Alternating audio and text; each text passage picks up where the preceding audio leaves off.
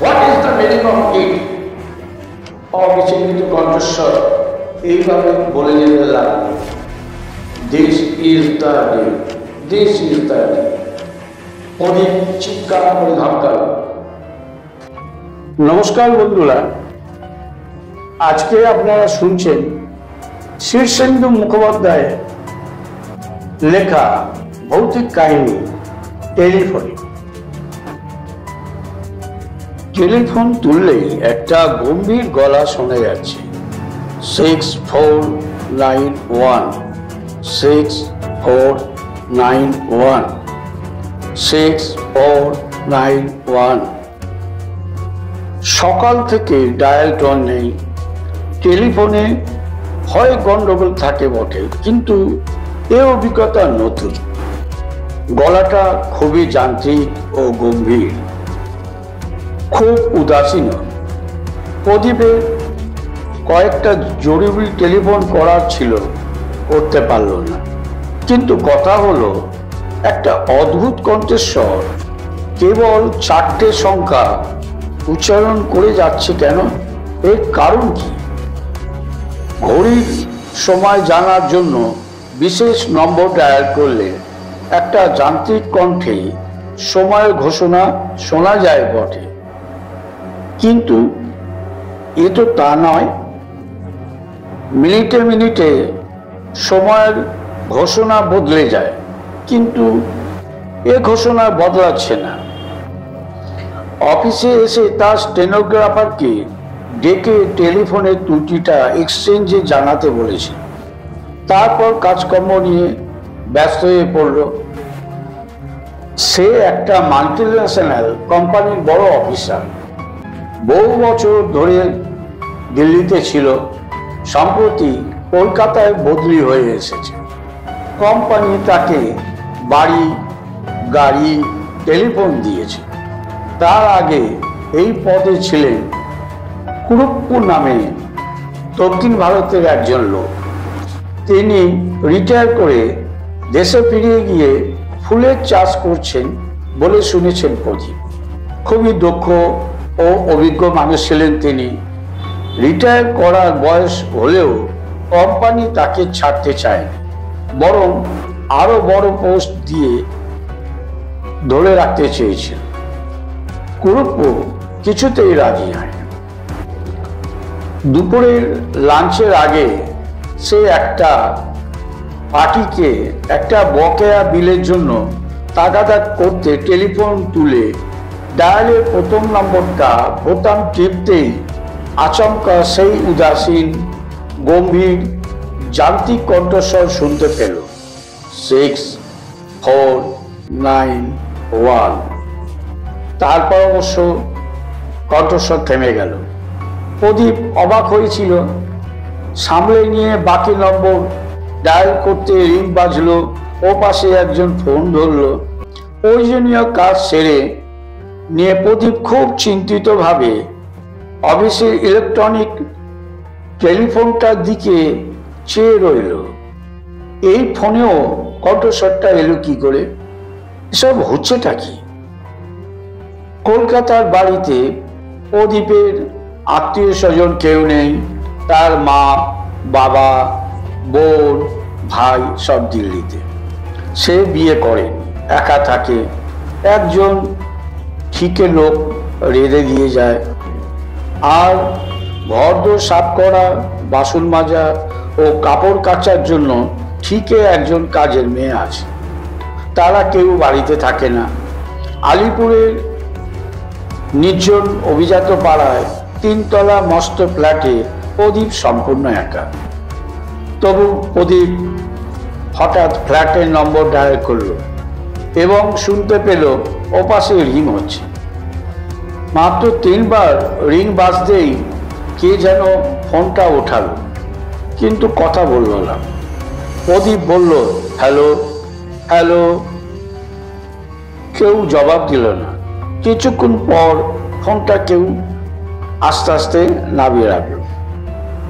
দুপুর বেলাতেও প্রদীপের শরীর হিম হয়ে গেল। এসব হচ্ছেটা কি? যদি রং নাম্বার হয়ে থাকে তাহলে তো পাশ থেকে কেউ না কেউ সাড়া দেবে। বিকালে পাঠিয়েছিল, ফ্ল্যাটে ফিরতে একটু রাত হয়ে গেল তার। আর ফেরার সময় মাথায় দুশ্চিন্তা দেখা দিল। সে অলৌকিকে বিশ্বাসী নয়, কিন্তু কোনো ব্যাখ্যাও তো পাওয়া যাচ্ছে না। দরজা খুলে ফ্ল্যাটে ঢোকার পর একটু গা ছমছম করছে। তবে আলো জেলে ঝলমলে আধুনিক ফ্ল্যাটটার দিকে চেয়ে তার ভয় ভয় ভাবটা কেটে গেল। তবে ফোনটার ধারে কাছে সে আর গেল না। প্রদীপের গভীর ঘুম ভাঙল রাত 2টো নাগাদ। হল ঘরে ফোন বাজছে। ঘুম চোখে সে তড়াক করে লাফিয়ে উঠে। দিল্লিতে মা বাবার শরীর খারাপ হলো না তো? ফোন ধরতেই শিউরে উঠল সে।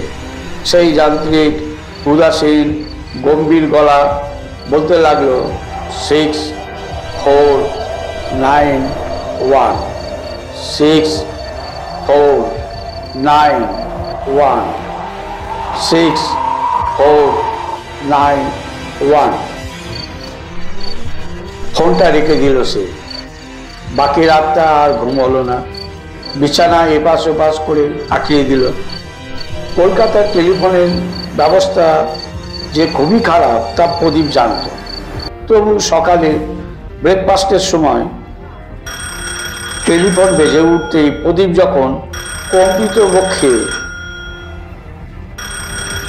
গিয়ে টেলিফোনটা ধরল, তখন একটি অমায়িক কণ্ঠস্বর বলল, স্যার, আপনি টেলিফোন খারাপ বলে কমপ্লেন করেছিলেন কাল, কিন্তু আমরা টেস্ট করে দেখেছি আপনার তো কোনো গন্ডগোল নেই, লাইন তো চালু আছে। কিন্তু আমি যে টেলিফোনে একটা অদ্ভুত গলা শুনতে পাচ্ছি। ওই ভদ্রলোক আবার বলল, হয়তো ক্রস কানেকশন হয়ে গিয়েছিল। আমাদের যন্ত্রপাতি সব বহুদিনের পুরনো, তাই মাঝে মধ্যে এরকম হয়। আপনি ডায়াল করে দেখুন, এখন লাইন ঠিক আছে। বাস্তবিকই লোকটা কানেকশন কেটে দেওয়ার পর ডায়াল টোন চলে এলো। অফিসের নম্বর ডায়াল করতেই লাইন পেয়ে গেল প্রদীপ। ফোন স্বাভাবিক হলো বটে, কিন্তু প্রদীপের মাথা থেকে 6491 গেল না। কাজকর্মের ব্যস্ততার ফাঁকে ফাঁকে নম্বরটা মনে পড়তে লাগলো।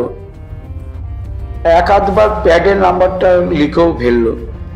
বিকেলের দিকে কয়েকটা চিঠি সই করতে গিয়ে হঠাৎ চিঠির ওপর টাইপ করা তারিখটা দেখে সে একটু সচকিত হলো। 2491, অর্থাৎ 91 সালের 2রা এপ্রিল। 6491 মানে কি এপ্রিলের 6 তারিখ? কথাটা টিক টিক করতে লাগলো তার মাথায়। অফিস থেকে বেরিয়ে সে গেল একটা ক্লাবে টেনিস খেলতে। তারপর একটা হোটেলে রাতের খাবার খেয়ে ফ্ল্যাটে ফিরে এলো। টেনিস খেলার ফলে ক্লান্ত শরীর, খুবই ঘুম পাচ্ছিল। শোয়ার আগে সে সবাই টেলিফোনটার দিকে চেয়ে রইল। দিল্লিতে ফোন করে মা বাবার একটা খবর নেওয়ার দরকার। ফোন করাটা উচিত হবে কি যদি আবার না। ফোন তুলে ডায়াল টোন পাওয়া গেল। দিল্লির লাইনও পাওয়া গেল একেবারে। মা বাবা ভাই বোনের সঙ্গে বেশ কিছুক্ষণ কথা বলে মনটা হালকা লাগলো। আর শুয়েই ঘুমিয়ে পড়ল। 3-4 দিন আর কোনো অস্বাভাবিক ঘটনা ঘটল না। টেলিফোন স্বাভাবিক। দুশ্চিন্তা ও উদ্বেগটা আস্তে আস্তে সরে যেতে লাগলো মন থেকে। কিন্তু রবিবার সকালে গল্ফ খেলতে যাওয়ার জন্য তৈরি হয়েছিল প্রদীপ। হঠাৎ টেলিফোনে বেজে উঠল। প্রদীপ অন্যমনস্কভাবে টেলিফোন তুলতেই সেই অবিস্মরণীয় যান্ত্রিক কণ্ঠস্বর শোনা গেল, this is the day, this is the day, this is the day, this is the day. সকালের আলোর মধ্যেই ভয়ে হঠাৎ হিম হয়ে গেল প্রদীপ। চিৎকার করলে, what is the meaning of it? অবিচলিত কণ্ঠস্বর এইভাবে বলে যেতে লাগলো, this is the day, this is the day. Pradip চিৎকার করে ধমকালো, দু একটা নির্দোষ গালাগালও দিল, কাকতি মিনতি করলো, কিন্তু কণ্ঠস্বরে অধিকারী ওই একটা বাক্যই উচ্চারণ করে গেল।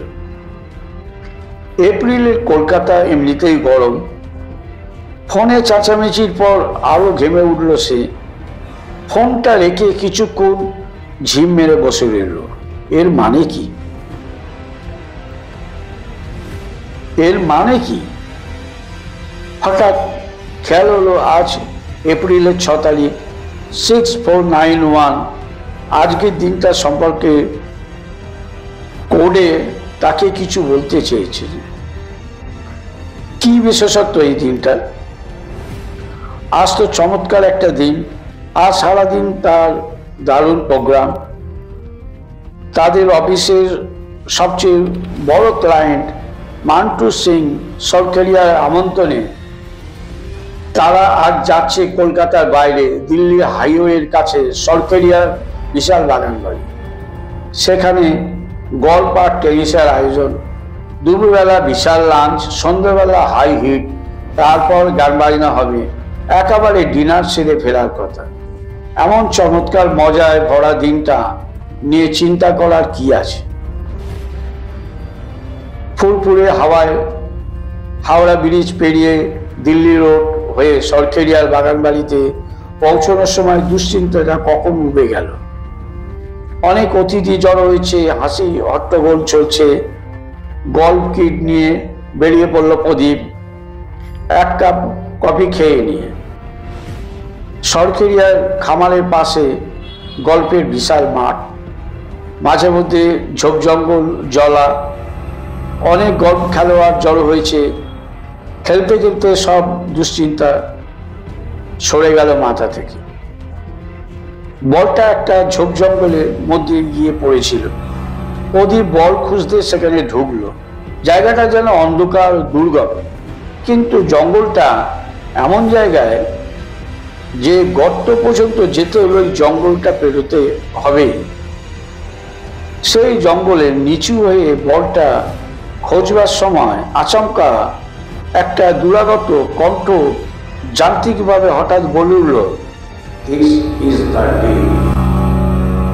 একটা ক্লিক করে শব্দ হলো কোথাও। স্বর্ণ কিছু না, কিন্তু হঠাৎ প্রদীপের ষষ্ঠ ইন্দ্রিয়ই যেন কিছু জানান দিল। সে বিদ্যুৎ গতিতে মাটিতে উপরে শুয়ে পড়ল। আর সঙ্গে সঙ্গেই বজ্রপাতের মতো একটা বন্দুকের শব্দ হলো। গাছের গোটা কয়েকটি ডাল প্রচন্ড শক্তিশালী বুলেটের ঘায়ে ভেঙে পড়ল। তারপর এক জোড়া পায়ে দ্রুত পালানোর শব্দ। প্রদীপ যখন উঠে বসলো তখন খানিকটা হতভম্ব হয়ে চারদিক দেখল। কেউ তাকে মারবার চেষ্টা করছিল, কিন্তু খুব সামান্যর জন্য সে বেঁচে গেছে। উঠে গায়ে ধুলো টুলো ছেড়ে চারদিকটা দেখলো সে। কে তাকে মারতে চায়? কেনই বা? বন্দুকের শব্দ শুনে কেউ ছুটে আসেনি, তার কারণ আশেপাশে অনেকেই শিকারে বেরিয়েছে। বন্দুকের শব্দ হচ্ছে আশেপাশে। সারাদিনটা খুব অন্যমনস্কতার মধ্যে কেটে গেল প্রদীপে। ঘটনার কথা সে কারোর কাছে প্রকাশ করলো না। রাতে বাড়ি ফিরে সে টেলিফোনটার দিকে চেয়ে রইল কিছুক্ষণ। টেলিফোনে এই দিনটার পূর্বাভাস দেওয়া হয়েছিল তাকে, কিন্তু কেন? কে দিয়েছিল? রাত 10:30 নাগাদ টেলিফোন বেজে উঠল। সবাই টেলিফোন ধরল প্রদীপ। হ্যালো। ওপাশ থেকে একটা ভরাট গলা তার নম্বরটা উচ্চারণ করে ইংরাজিতে জিজ্ঞাসা করলো, এই নম্বর তো? হ্যাঁ, আপনি কে? আমি গুরুপ্প। আপনি কে? প্রদীপ রায়। ও হ্যাঁ, আমি আপনার নাম জানি। দিল্লিতে ছিলেন? শুনুন, জরুরি একটা কথা আছে। সরকারিয়ার 1,24,00,000 টাকার একটা বিল আছে, আপনি কি সেটা পাস করিয়ে দিয়েছেন? না, বিলটা একটু ইরেগুলার। ক্ল্যারিফাই করার জন্য ডিপার্টমেন্টকে বলেছি। খুব ভালো। ওই বিলটা একদম জালি, কিন্তু বিলটা আটকালে আপনার বিপদ হতে পারে। সরকারিয়া বিপজ্জনক লোক। প্রদীপ তখন বলল, বোধহয় আপনি ঠিকই বলেছেন, আজ কেউ আমাকে খুন করার চেষ্টা করছিল। তখন কুরুপ্পু বললেন, হ্যাঁ, ওই রকম ঘটনা ঘটতে পারে, কিন্তু ভয় পাবেন না। টেলিফোনটার দিকে মনোযোগী থাকবেন। প্রদীপ এবার চমকে উঠে বলল, হ্যাঁ, টেলিফোনেও একটা অদ্ভুত কাণ্ড হয়েছে। কুরুপ্পু স্নিগ্ধ গলায় বললেন, জানি মিস্টার, ভূত মাত্রই কিন্তু খারাপ নয়। অন্তত ওই ফ্ল্যাটে যে থাকে সে খুবই বন্ধুভূত। তাকে অবহেলা বা উপেক্ষা করবেন না, ভয় পাবেন না, তাহলে নিরাপদে থাকতে পারবেন। বিপদের আগে সে সাবধান করে দেবে, আমাকেও দিত।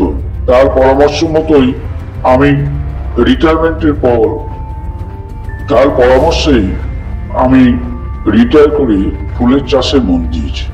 আচ্ছা, গুড নাইট।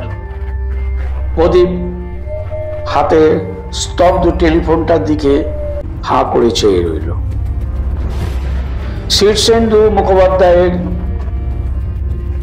লেখা ভৌতিক কাহিনী টেলিফোনে এখানেই শেষ হল। গল্পটা যদি শুনে আপনাদের ভালো লাগে, সাবস্ক্রাইব করবেন, লাইক করবেন, শেয়ার করবেন, অবশ্যই কমেন্ট করবেন। নমস্কার।